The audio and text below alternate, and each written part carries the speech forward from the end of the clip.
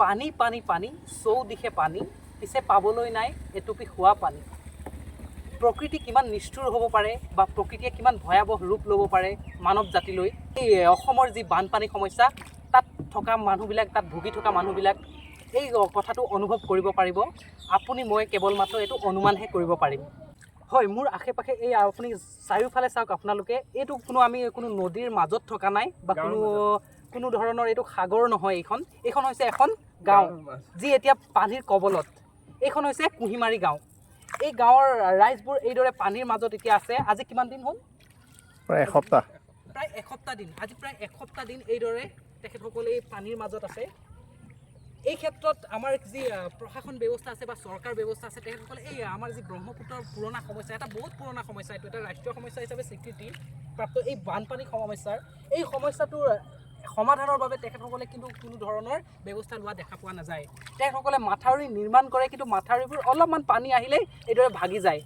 পৰিকল্পনাৰ অভাৱতেই হওক বা দুৰ্নীতিৰ কাৰণতেই হওক, এই বেমেজালিৰ মাজত এইদৰে সাধাৰণ ৰাইজবোৰ ভুগি মৰিব লগা হয়। এইদৰে আমাৰ যি এটা জ্বলা যন্ত্ৰণাত ভুগিব লগা হয়। আমি এই দেখাইছোঁ এইদৰে চাওক কিদৰে ইয়াত 15ৰ পৰা 20খন গাঁও, অকল কুঁহিমাৰী গাঁৱেই নহয়, 15ৰ পৰা 20খন গাঁও ইয়াত জলমগ্ন হৈ আছে।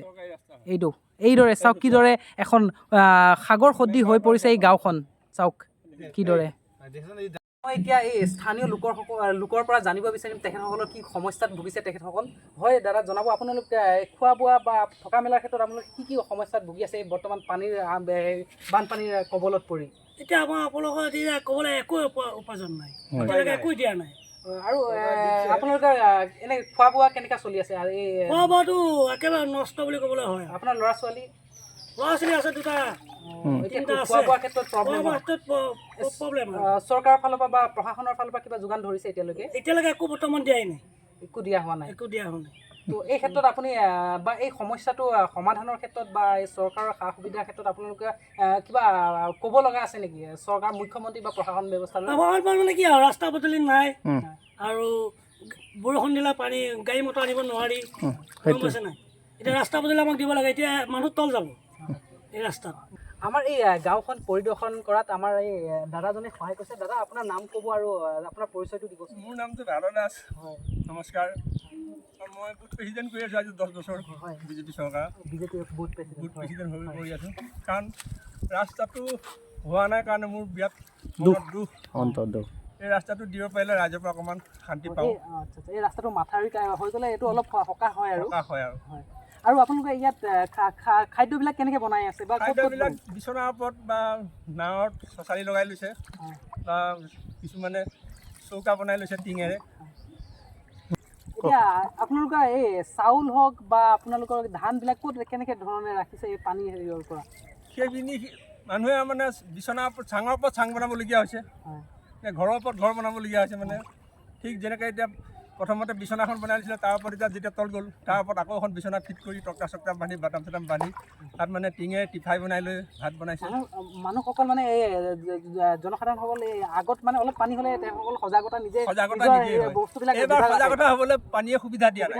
এইবাৰ পানীয়ে সুবিধা নিদিলে। আগতে পানী ক্ৰমে আহে কাৰণে মানুহখিনি আগতে সজাগ হৈ থাকে। এইবাৰ মানে পানীয়ে মানুহখিনিক সুবিধাই নিদিলে। সুবিধা নিদিয়াৰ কাৰণে মানুহখিনি এটা জৰা কলা খাবলগীয়া হৈছে। ৰাজ্যিক চৰকাৰৰ ফালৰ পৰা কোনো আগতীয়া আগজাননী যিটো এলাৰ্ট দিয়ে, সেই এলাৰ্টটো দিয়া নহ'ল, দিয়া নাই, আগজাননীটো নিদিলে। কোৱা গৈছে যে যোনটো আমাৰ ডিজাষ্টাৰ মেনেজমেণ্টৰ যি ব্যৱস্থা আছে বা বিভাগ আছে, এই বিভাগে আজি পৰ্যন্ত এই বানপানী হোৱাৰ যি আগতীয়া জাননী, এই আগতীয়া জাননী দিবলৈ সমৰ্থ নহয় তেখেতসকল। তো এই ক্ষেত্ৰত বহুতো জন ধন আৰু পশুধনৰ এই ক্ষতি হোৱা পৰিলক্ষিত হৈছে ইয়াত। বুথ প্ৰেচিডেণ্ট, মোৰ নাম শ্ৰীযুত ভাৰত দাস। মই মুখ্যমন্ত্ৰী মহোদয়লৈ এটাই প্ৰাৰ্থনা, আমাৰ কুঁহিমাৰী ৰাস্তাটো যাতে অকণমান সোনকালে যোগাযোগ কৰি আমাক ৰাইজক উপকৃত কৰে, মই এয়াই আপোনাৰ ওচৰত প্ৰাৰ্থনা জনাইছোঁ।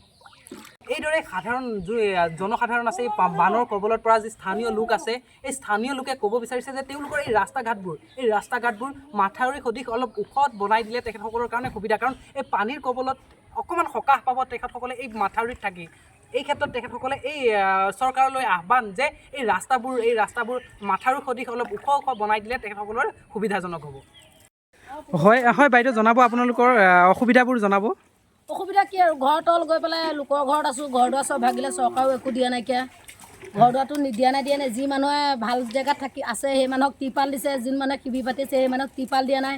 এনেকৈ কৰিলে নহ'ব নহয়। আমি এই ল'ৰা ছোৱালীৰ সৈতে ৰাস্তা পদূলিয়ে ঘূৰি ফুৰিবলগীয়া হৈছে। সেই গতিকে চৰকাৰ অকণমান এনেই খোৱাৰ বাবে কিবা যোগান ধৰিছে? এতিয়ালৈকে বৰ্তমান একো দিয়া নাই। আৰু পানী আপোনালোকে ক'ৰ পৰা খাই আছে? পানী এতিয়া এইবিলাক পানী বাহিৰৰ পানীকে নদী পানীকে খাবলগীয়া আছে। পানী খাবলৈ সুবিধাই নাই, কোনোফালে উপায় নাই। প্ৰশাসন বা চৰকাৰৰ কিবা জনাব নেকি? আপোনালোকে কিবা আহ্বান আছে? আপোনালোকৰ আহ্বান আছে, এনেকৈ পানীত ডুবি থকা মানুহক যাতে কিবা এটা দি পেলাই সহায় কৰিব লাগে। আৰু এইটো সমস্যাটো আপোনালোকে কেইবাৰ ভুগিছে এতিয়ালৈকে এনেকুৱা ধৰণৰ সমস্যা? বহুতবাৰ হৈছে নেকি এনেধৰণে চৰকাৰৰ পৰা এনেকৈ হৈ থাকে। চৰকাৰ দিয়ে, আগতে দিছিলে চাউল আৰু দালি, এতিয়া একো দিয়া নাই বৰ্তমান। এইবাৰ আৰু বামত থকা মানুহবিলাকক ফোন কৰি মাতি পেলাই যোনবিলাকৰ ঘৰ তল জনাই সেই মানুহক ফোন নাম্বাৰ লৈ টিপাল চটি দিছে। আৰু আমাৰ এতিয়া যিবিলাক মানুহৰ ঘৰ দুৱাৰ ভাগি তল গৈ আছে, ল'ৰা ছোৱালীৰ সৈতে অসুবিধা, ৰাস্তাত স্কুলত শিবিৰ পাতি থাকোঁতে স্কুল তল গৈছে, সেইবিলাক মানুহক টিপাল চটি একো দিয়া নাই। আৰু যোনবিলাক মানুহে ভালকৈ আছে সেইবিলাক মানুহকহে দিছে। ঘৰত থকা মানুহবিলাকক ফোন কৰি মাতি আমাৰ মানুহক এতিয়ালৈকে বৰ্তমান একো দিয়া নাই। টিপাল দিয়ে আৰু মানুহ থাকিবলৈ টিপাল নিদিয়ে। কিদৰে এই নাৱেৰে তেখেতসকলৰ ওখ ঠাই বিচাৰি বা তেখেতসকলৰ প্ৰয়োজনীয় বস্তুসমূহ আনিবলৈ গৈছে, কিন্তু এই ক্ষেত্ৰত তেখেতসকলৰ অভিযোগ যে চৰকাৰৰ কোনো মানুহ আহি ইয়াত উপস্থিত হোৱা নাই। ইয়াত কোনো